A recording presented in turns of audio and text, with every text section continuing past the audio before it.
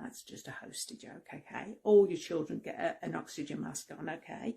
And then the aircraft will tend to descend down very quickly. It takes about 7 to 10 minutes where we descend down to where the oxygen and the compression, the pressurisation in the aircraft is levelled out. And Debbie, if you can confirm, was it Newcastle that we had one of our aircraft was returning to Newcastle, and we had a decompression, didn't we? We didn't have an explosive decompression, but the oxygen masks came down, and then that became part of our training, didn't it, instantly? Because every incident that happens, we automatically learn from it. Now, if you were driving your car and you had an incident in your car, obviously it's not going to be decompression. You don't necessarily learn from that straight away. With airline aviation incidences, we learn from it straight away, and we will put places in part. There she goes. If my memory serves me correctly, yes, I'm sure it was into Newcastle, because I recall from the videos there was a fantastic guy that we all knew. I'm not going to name him. That we all knew, that was one of the Newcastle crew, and how we wanted to learn from that, obviously, because we know then we can implement better safety and emergency procedures for you. So going back to this, we stow all the equipment, so you're not going to get in drink service, sorry people. At this point, we've got to stow all our equipment. If we haven't got the availability to bring them back into the cabin, see how this is still in my brain, little Debbie, honestly. We haven't got the ability to take it back into the galleys. We will just wedge the cart across, and then obviously sit in the nearest available seat, put oxygen on, because there's more than one. There's more than enough for your row. So if there's 3 in the row, there'll be 4 oxygen masks drop down. So there's always a spare one. So we will sit in that while we do that rapid descent.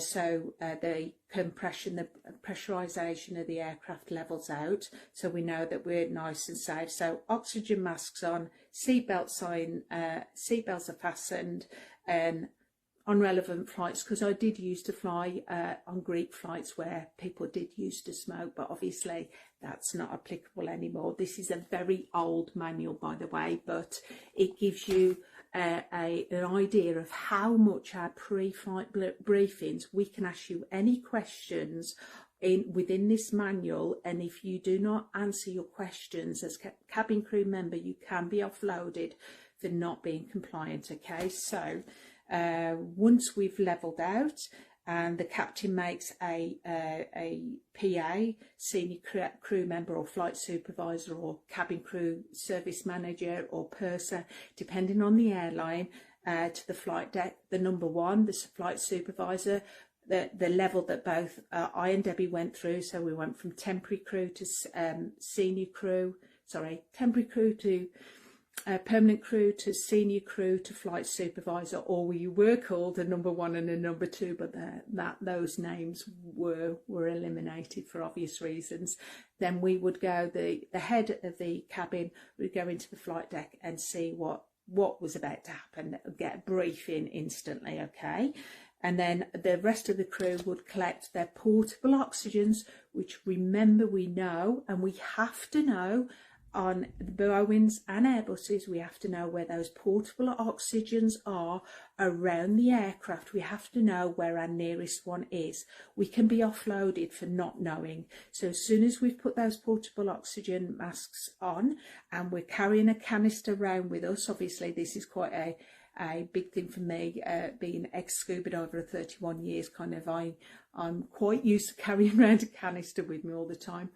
Then we are able to help you passengers, okay, and help with any injuries or anything else that may be occurring at that point. And then you also then obviously make sure that we've got all the people out the toilets as well, because at that point we don't know if it's an explosive decompression, we don't know if somebody's in the toilet, so we do like a head count to make sure that we've got everyone back in the cabin and back in the nearest available seat. Even if it's a cabin crew seat, it really doesn't matter. And then obviously the flight supervisor and the scene cabin crew will be talking to each other with the flight deck to actually get more information, what's about to happen, where we're diverting to, what we need to do.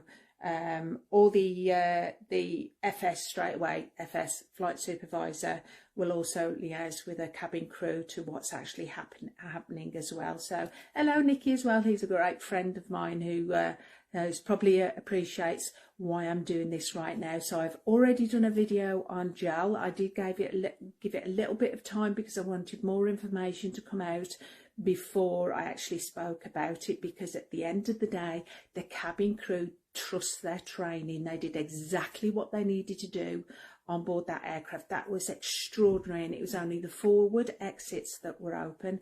On this one, the decompression, again the cabin crew did exactly their job. Trust their training. Remember, we are trained with every inch of our life to save every inch of your life. So we then check the toilets, everyone's outside the toilets, and then at that point, if we've got passengers perhaps panicking, etc., we may give them an extra portable oxygen mask. I did see somebody do a video about the oxygen masks only lasting 14 minutes. We've got portable oxygen. Remember, it takes 7 to 10 minutes to actually get down to the level that we need to get to level, what we call level out. So your 14 minutes is more than enough, okay? Don't listen to everything. There's some false information out there at the moment, so please, please, please listen to the people who know the official information. So 7 to 10 minutes to level out, so you've got more than enough time. And of course we've got these portable oxygen that are all around the cabin, that all your crew know exactly where your nearest one is, okay? So if you are at that point having a panic attack, we can put this portable oxygen mask on you, and it'll have a canister on, a bit like a diving canister, and we administer that there and then. And then most of the time you'll find that we will then know what airport that we're going to land into, because it will obviously be an emergency, and we will land at the nearest airport that we can possibly land at. Now sometimes it will be an emergency landing where we will blow the slides, where we will, as the doors are armed, as the armed doors are opened, they automatically, the slides will inflate. There are different, I'm not going to complicate that, but just see it as that there'll be an official evacuation.